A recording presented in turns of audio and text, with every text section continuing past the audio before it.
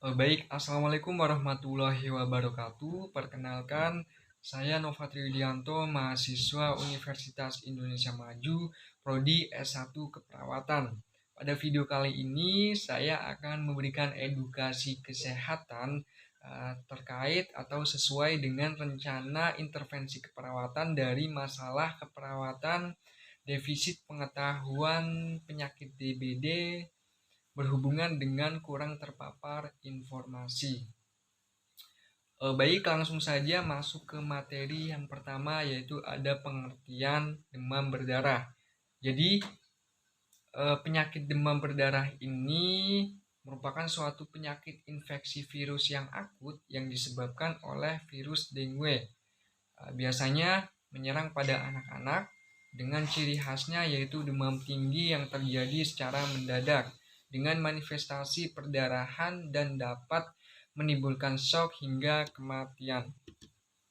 Lalu ada etiologi atau penyebab demam berdarah.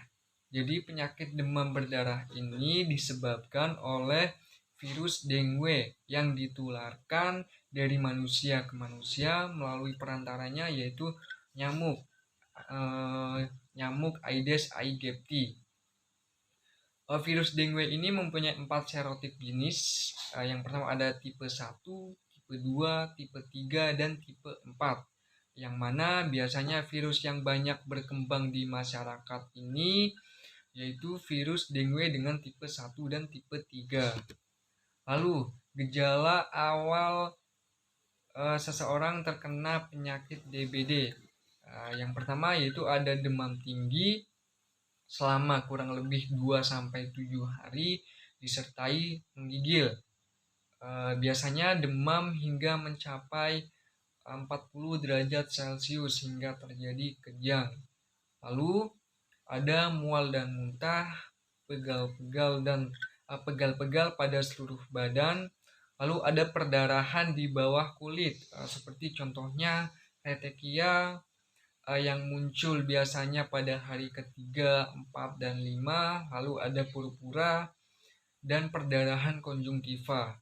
Lalu selanjutnya ada perdarahan lain seperti batuk darah, muntah darah, berak darah, dan kencing darah.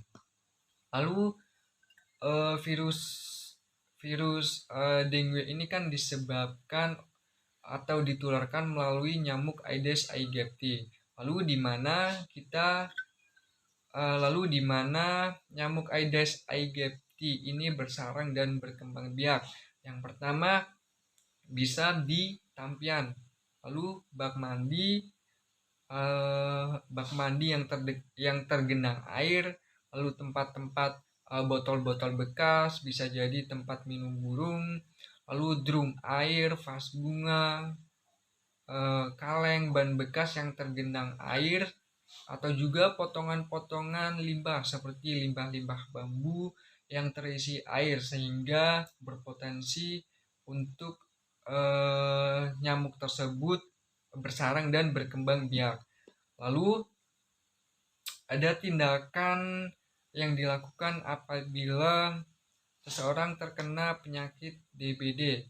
Biasanya pada penderita DBD ini akan diberikan cairan oralit. Lalu untuk mengatasi demamnya biasanya bisa dilakukan dengan kompres dingin.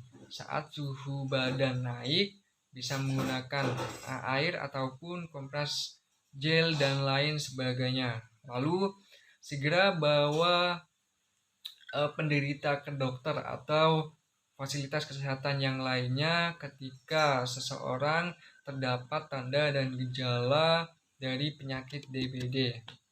Lalu apa yang perlu dilakukan untuk mencegah terjadinya penyakit demam berdarah? Yang pertama, kita bisa memelihara lingkungan agar tetap bersih dan cukup sinar matahari. Lalu yang kedua, kita bisa melakukan pemberantasan sarang nyamuk. Dengan cara-cara bisa kita menutup dan menguras tempat-tempat penampungan air secara rutin, bisa setiap minggu ataupun 2 minggu sekali agar terbebas dari jentik-jentik nyamuk. Lalu kita bisa mengubur, membakar, ataupun membuang kaleng-kaleng bekas, botol bekas, tempurung, tempat sampah yang lainnya, sehingga tidak berpotensi untuk nyamuk itu bertelur dan berkembang biak. Lalu kita rapikan halaman-halaman rumah, lingkungan sekitar, supaya tidak ada semak-semak di halaman yang tidak terurus, sehingga itu juga bisa berpotensi menjadi sarang dari nyamuk Aedes aegypti. Lalu bersihkan selokan agar air dapat mengalir secara lancar, agar air selokan tidak tergenang dan menjadi tempat untuk bertelur dari nyamuk Aedes aegypti tersebut.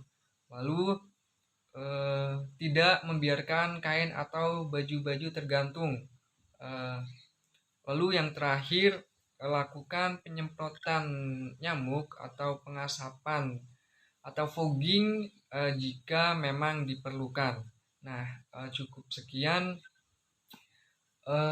materi dari saya kali ini. Semoga bermanfaat. Kurang lebihnya mohon maaf. Saya akhiri. Wassalamualaikum warahmatullahi wabarakatuh.